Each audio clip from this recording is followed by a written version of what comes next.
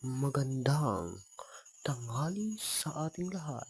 Naririto nga pala ako at tinitignan ko kung gaano kadami nga ang bunga nitong kalamansi.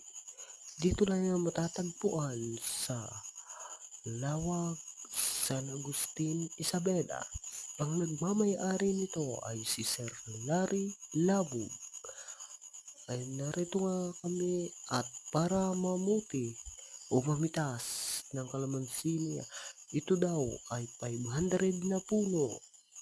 Dito sa aking kinakatayuan ay ako'y nahihilo na at hindi ko maikot-ikot kung nasan ba ang dulo nito. Ayan, narito kami para tignan kung papaano mamuti sila.